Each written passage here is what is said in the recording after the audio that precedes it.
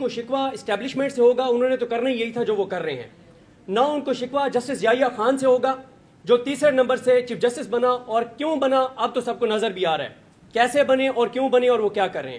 نہ ہی کسی کو شکوہ جو ہے وہ جسٹس ڈوگر سے ہوگا جو 15 نمبر سے اسلام آباد ہائی کورٹ میں آ گیا اور جو کچھ وہ کر رہا ہے. نہ ہی شکوہ جو ہے وہ جمال خان مندوخیل سے, نہ ہی شکوہ ہوگا حسن نظر رضوی سے, نہ محمد علی مظہر سے, نہ مسرت ہلالی سے, نہ شاہد بلال حسن سے, نہ عامر فاروق سے, نہ علی باقر نجوی سے. ان میں سے کسی کو شکوہ نہیں ہوگا.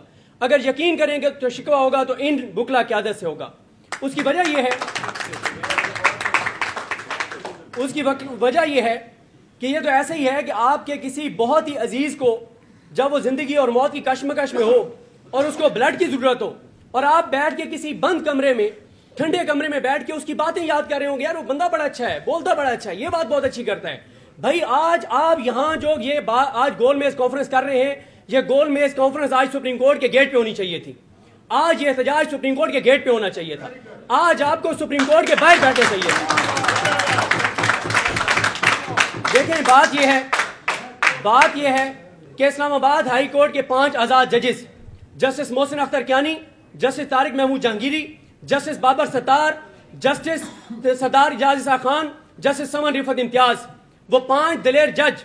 میں نے پچھلے دنوں میں ایک ولاگ میں ایک بات کی, اور میں بلکہ پہلے ایک دن ہوا یہ کہ میں نے جب احمد فرحات کا کیس چل رہا تھا تو میں نے جسٹس طارق محمود جہانگیری, جسٹس محسن اختر کیانی صاحب کی عدالت کے باہر کھڑے ہو کر کہہ دیا, میں نے ولاگ کرتے ہوئے میں نے کہا یہ جو سیڑھیاں ہیں یہ جاتی تو جسٹس محسن اختر کیانی کی عدالت کو ہیں, لیکن جب آپ اس عدالت کے اندر جاتے ہیں تو اس عدالت سے آگے عدلیہ کی آزادی کا راستہ نظر آتا ہے. تو خیر اس کے بعد پھر جو مجھے اس کو صرف اس ایک بات کو بھگتنا پڑا, وہ تو خیر ہم سے زیادہ لوگوں کے ساتھ بہت کچھ ہوا. لیکن جب آپ ایک رپورٹر کے طور پر کسی بھی جج کی عدالت میں بیٹھتے ہیں تو وہ جج اس نظام کے حق میں فیصلہ دے رہا ہے, خلاف فیصلہ دے رہا ہے, وہاں تو آپ ایز اے رپورٹر اس کو رپورٹ کر رہے ہوتے ہیں. لیکن اگر وہیں پہ میں بیٹھ کے ایک پاکستانی کے طور پہ, پاکستانی شہری کے طور پہ, یعنی رپورٹر نہیں ایک پاکستانی شہری کے طور پہ جب میں دیکھتا ہوں تو یقین کریں جب ہم ان 5 آزاد ججز کی عدالتوں میں بیٹھتے ہیں تو ہمیں امید کی کرن نظر آتی ہے, ہمیں روشنی نظر آتی ہے, ہمیں ایز اے پاکستانی فخر ہوتا ہے, ہمیں ایز اے پاکستانی فخر ہوتا ہے کہ ہاں آج ان عدالتوں کے اندر ایسے آزاد ججز موجود ہیں. اور جب ہم عدالتوں کے اندر روشنم کی طرف دیکھتے ہیں اور ہمیں ہادی علی چٹھا اور ایمان مزاری جیسے وکلا نظر آتے ہیں تو ہمیں ایک امید نظر آتی ہے کہ ہاں یار آج بھی وکلا میں اگر وکلا کی قیادت وہ چیز نہیں کر رہی تو یہ نوجوان وکلا موجود ہیں. اور میں یہ کہنا چاہتا ہوں کہ اس وقت تمام ججز کو, سپریم کورٹ کے جو ججز ہیں, چاہے وہ منصور علی شاہ صاحب ہوں, چاہے وہ اطہر من اللہ صاحب ہوں, منیب اختر صاحب ہوں, عائشہ ملک صاحب ہوں, عقیل عباسی صاحب ہوں, ملک شہزاد احمد خان صاحب ہوں, کل کو یہ جو ججز ہیں اگر بعد میں کتابیں لکھیں گے اور ہمیں بتائیں گے کھڑے ہیں, ہم ان کو سلام پیش کرتے ہیں, لیکن جس طرح سے یہ 5 آزاد جج اسلام آباد کے کھڑے ہیں اسی راستے پہ چلیں گے تو پاکستان اور پاکستان کی عدلیہ بچے گی. اور میں سمجھتا ہوں کہ یہ کتنے افسوس کی بات ہے کہ آج سے 6-7 دن پہلے ججز 5 آزاد ججز سپریم کورٹ آف پاکستان میں جاتے ہیں اور اس کے بعد کوئی وکلا تنظیمیں, کوئی وکلا رہنما سپریم کورٹ نہیں جاتے ان کے لیے. اور پھر میں یہ سمجھتا ہوں کہ آپ نے ابھی بھی بہت دیر کر دی ہے. جس وقت اسلام آباد ہائی کورٹ کے 5 عظیم اور آزاد ججز نے جب اپنی ایک اپیل دائر کی تھی, جب انہوں نے جسٹس ڈوگر, سومرو اور آصف ان تینوں ججز کے ٹرانسفر کو چیلنج کیا تھا, اگر ہر سماعت پہ آپ سب وکلا وہاں موجود ہوتے تو وہ فیصلہ نہ آتا جو آیا ہے. اگر آپ جب عید کی چھٹیوں کے بعد وہ کیس لگا تو اگر آپ وکلا اتنی بڑی تعداد میں آپ جو بڑے نام ہیں موجود ہوتے تو مجھے نہیں لگتا کہ صلاح الدین پنور صاحب وہ کرتے جو انہوں نے کیا ہے. انہوں نے تو اپنے کریئر کا فیصلہ کر دیا نا آئندہ والے دور کا, آئندہ جب تک انہوں نے سپریم کورٹ میں رہنا ہے. میں آج بھی آخری بات یہ کرنا چاہتا ہوں کہ اگر آپ پاکستان کو بچانا چاہتے ہیں, اگر آپ پاکستان کی عدلیہ کو بچانا چاہتے ہیں, اور ابھی کسی نے یہاں پر بات کی اور بڑی درست بات کی, آپ 26ویں آئینی ترمیم کے بعد دیکھیں کہ کتنے لوگ پنجاب کی عدالتوں کے احاطہ عدالت میں قتل کر دیے گئے ہیں. کیوں؟ کیونکہ لوگوں کو اعتماد نہیں رہا عدالتوں کے اوپر, لوگوں کو ججز پر اعتماد نہیں رہا.